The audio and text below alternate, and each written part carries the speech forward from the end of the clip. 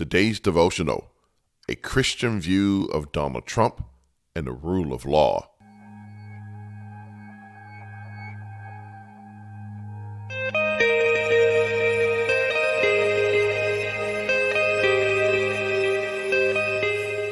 Donald Trump has been convicted on all 34 counts in the so-called Manhattan hush money trial.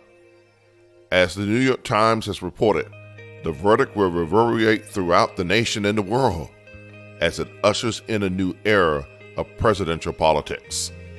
In November, Americans will decide if it wants to elect a convicted felon as commander-in-chief.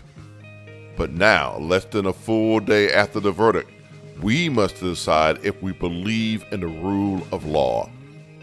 In America, the rule of law is the principle in which all persons, institutions, and entities are accountable to the laws that are publicly promulgated, equally enforced, independently adjudicated, and consistent with international human rights principles. However, the question is, does Mr. Trump believe in the rule of law? His behavior as he bulldozed the country's norms put the question into serious jeopardy. He refuses to accept the results of the 2020 election. He's under indictment in 3 other cases: the January 6th riot case, the Georgia election interference case, and the classified document case. As Christians, we believe in the rule of law.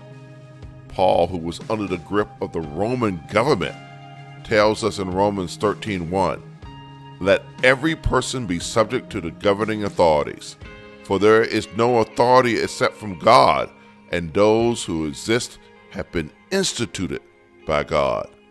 But for some Christians, the Trump verdict will weaken their will to believe in Paul's commitment to submit to the rule of law. These Christians will submit to the Trump notions that the case was a political hit job orchestrated by the Biden administration. These Christians will submit to the Trump notion that the judge was corrupt.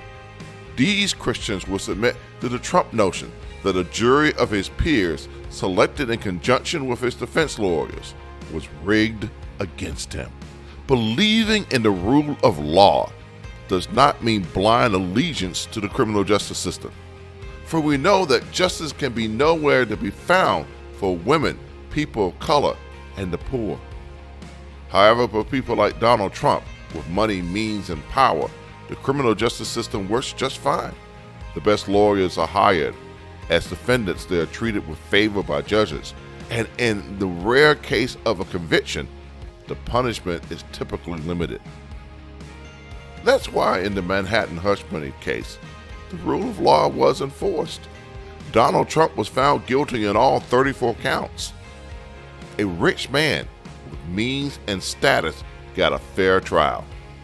So let us remind ourselves to follow Paul's teaching from Romans 13:1.